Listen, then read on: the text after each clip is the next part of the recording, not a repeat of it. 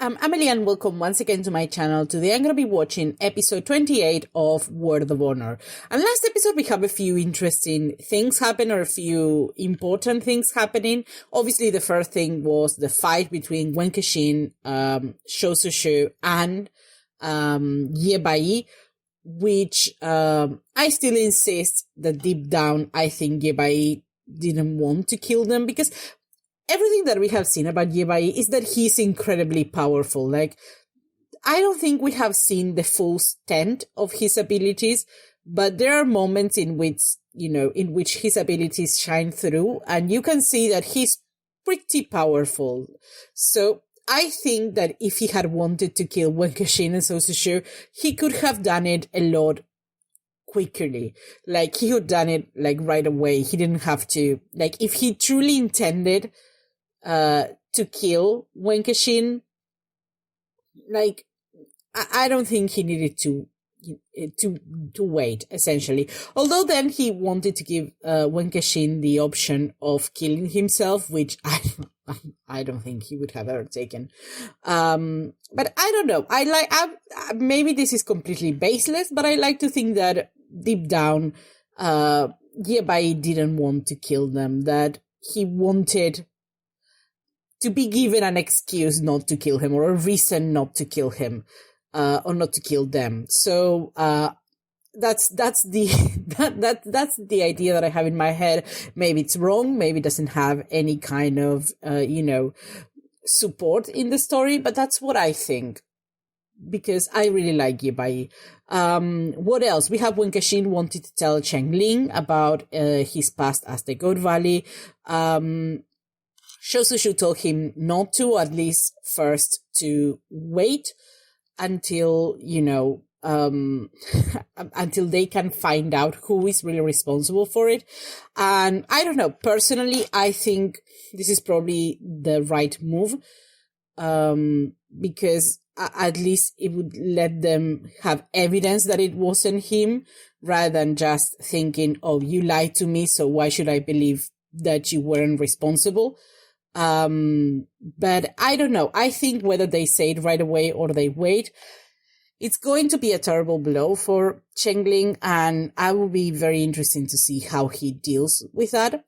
I think probably the other reason why I don't want them to tell them right away is because I'm really enjoying this kind of family domestic vibe that they have going on in these last few episodes, and I don't want to see it ruined. I want to enjoy it for a little bit more, because I suspect that it's not going to last that much long, considering where we are in the show. We're in episode 28. It has 36 episodes, so I don't think we can continue living in this limbo where, everything is happy and all of that. I think some bad things should start happening, soon. So I just want to enjoy this as much as I can, essentially. Then we have the whole thing with Scorpion King and Zhao Jing, which is, the same thing that always happens, except I think maybe this time the Scorpion, I think every time they have this sort of problem, like, Zhao Jing mistreating Scorpion, and Scorpion starting to realize that maybe Zhao Jing is only interested in what Scorpion can do for him rather than in him as a person. It's like a cycle. Every time that happened, then Zhao Jing says something that convinces Scorpion that no, he should continue trusting him and that he loves him or whatever. But I think that every time it happens, it's like a little bit of more doubt is sowed into Scorpion Kings. And I think that this one was probably, I don't know. Because considering the last words, which I didn't understand at the time when he was talking about, maybe I'm a gambler too or something like that. I didn't understand it because I had forgotten, but it's definitely, as somebody said in the comments, a reference to what Beauty Ghost has said in terms of her relationship with Goatee Guy, which definitely puts Scorpion King and Zhao Jing's relationship in under, a very interesting comparison, a very interesting light. Let's just say it like that. But meaning that Scorpion King will still, stand behind Zhao Jing, But I think a little bit more doubt is still out. So I don't think it's going to last. His loyalty is going to last much longer. I believe. We'll see. Maybe I'm wrong, but I don't know. Maybe Zhao Jing is going to do something because he's smart. So maybe he's going to realize that, the Scorpion King, I know he has a name. I just don't know it. I have a lot of difficulty learning the name. Like, once I learn one name, it's very difficult for me to learn, like, the second one. I don't know why for this show it's so difficult, but, it's Scorpion King. Forgot what I was saying. I think Zhao Jing is intelligent enough to realize that Scorpion King is starting to maybe doubt him. So I feel like maybe he should be planning some kind of gesture to show him that, he loves him or whatever. So I don't know.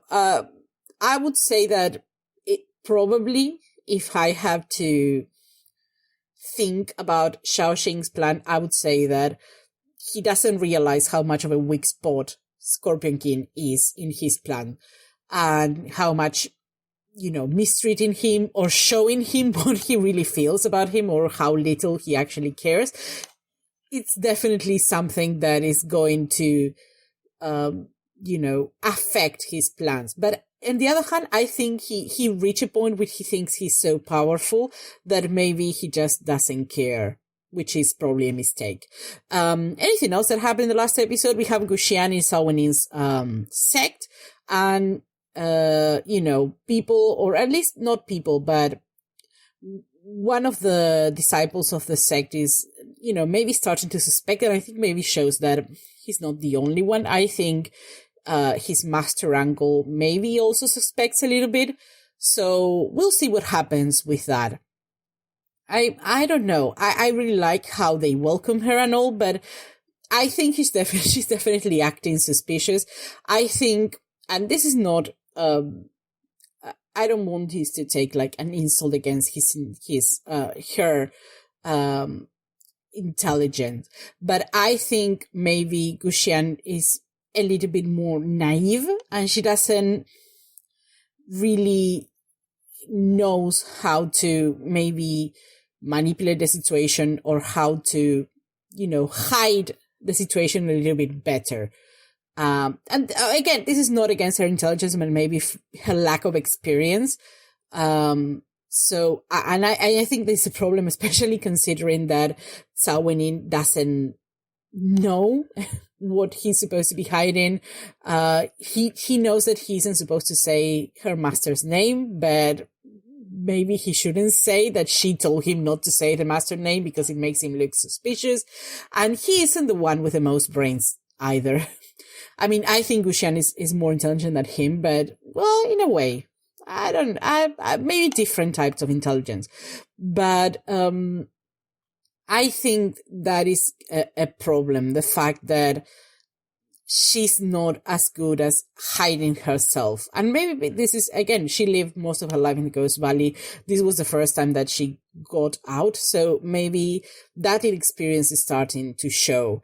And the disciple, I have no idea of his name, but he said that if it was a normal situation and everything like this wasn't happening, like the glaze armor and all of that, they wouldn't even suspect it. They would think, oh, she's weird, and that's it. But considering everything that's going on, she's definitely making herself very suspicious.